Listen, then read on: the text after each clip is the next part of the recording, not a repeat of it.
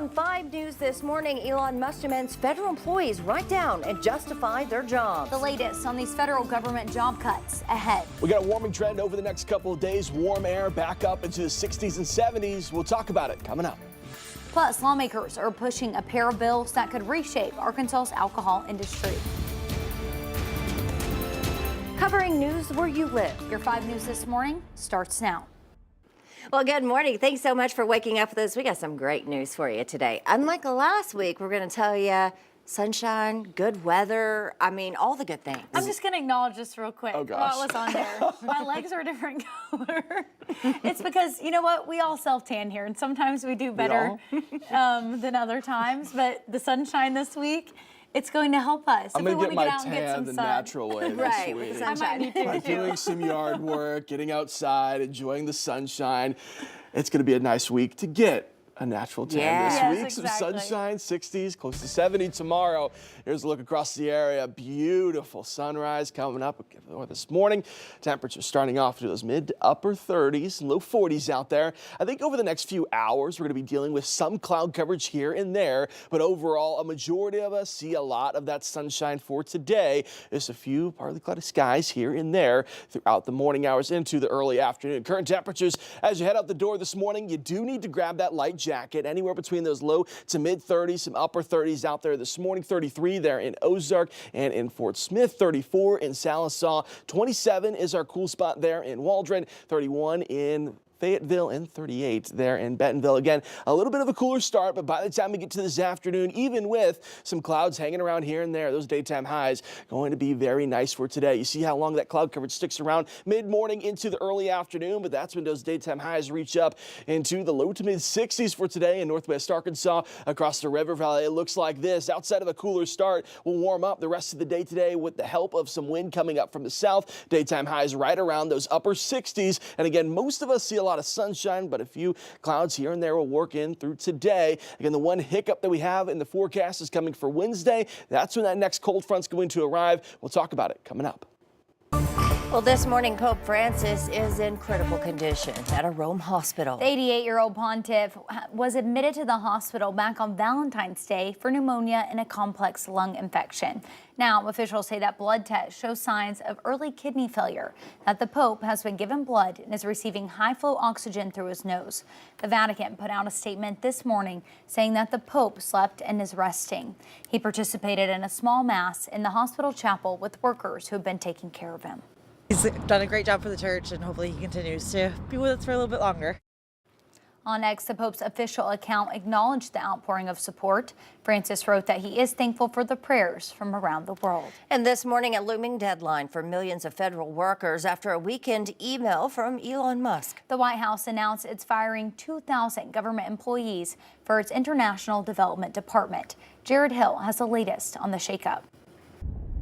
Today, the clock may be ticking for some federal employees. After a weekend post on X from Elon Musk, a mass email went out to millions of federal workers, instructing them to reply with 5 bullets of what you accomplished last week. The deadline, midnight tonight. The chainsaw for bureaucracy. Musk writing a failure to respond will be taken as a resignation, but not every agency is cooperating with Musk's new demand. Freshly sworn in FBI Director Kash Patel, in a statement obtained by CBS News, said the Bureau will conduct reviews, adding, when and if further information is required, we will coordinate the responses. The Departments of State, Homeland Security, and Defense have all told their employees not to comply.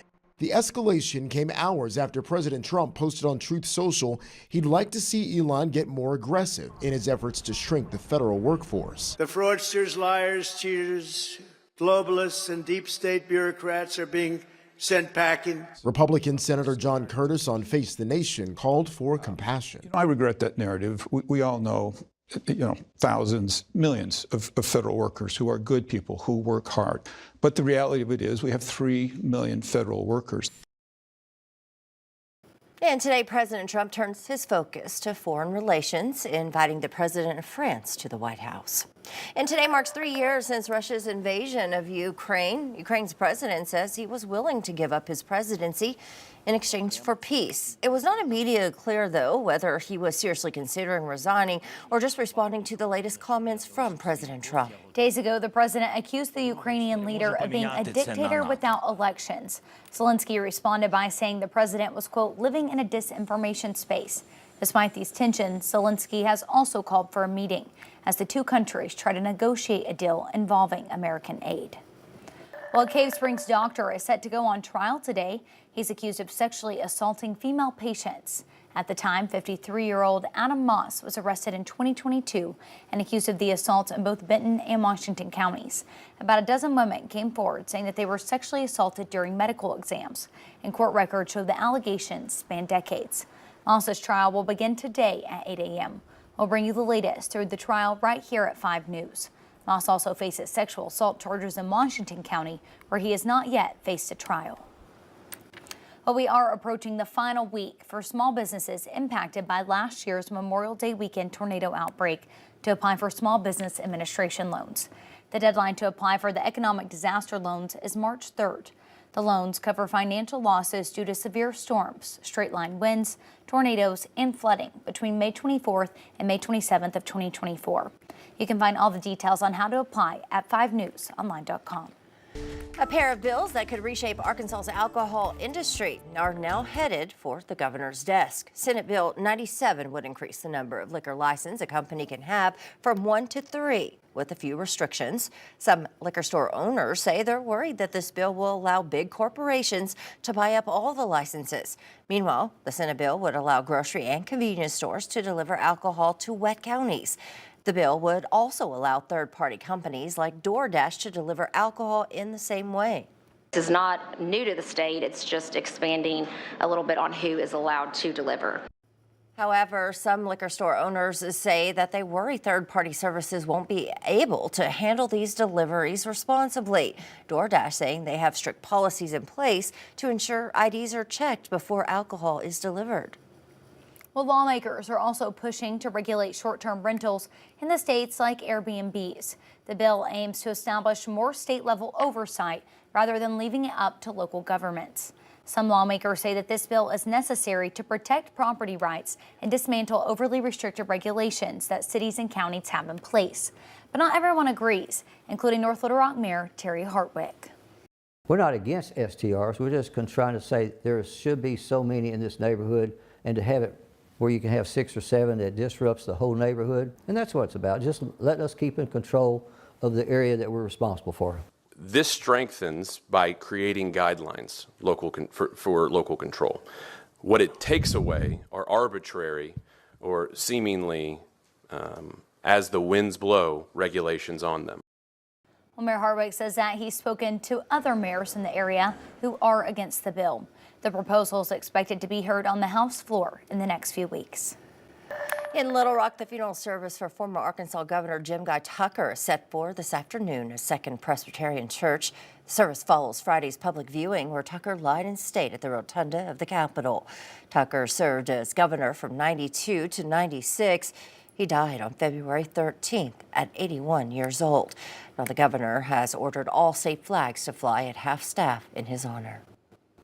All right, let's get a traffic update for you this morning. Good news is no accidents out there right now causing any slowdowns. Here's a live look at across I-540 there over the Arkansas River. Beautiful sunrise this morning. And again, not running into any issues out there. When it comes to any accidents, well, we're going to see those daytime highs eventually reaching up into the 60s. And if if you're driving up in Fayetteville today, work begins on the first phase of the Highway 71 corridor project, which could impact your morning commute. The work will impact School Street and College Avenue. At least one lane will remain open in each direction. Well, continuing coverage out of Jefferson County, where a new justice of the peace has been appointed. Leaders in the county are still working on approving a budget for the year. Failed meeting after failed meeting has led to the tension, and as part of the reason, the former JP resigned. Richard Victorino says that he hopes he can represent the whole community in his new role. I'm there to represent the whole community. Right, wrong, or indifferent, my opinion is going to be in the best interest of the whole community. He is the former constable of the Spring Township and volunteers with the fire department. He says the quorum court still fully intends to pass a budget. As of right now, the county has reverted back to last year's budget thanks to Senate Bill 182.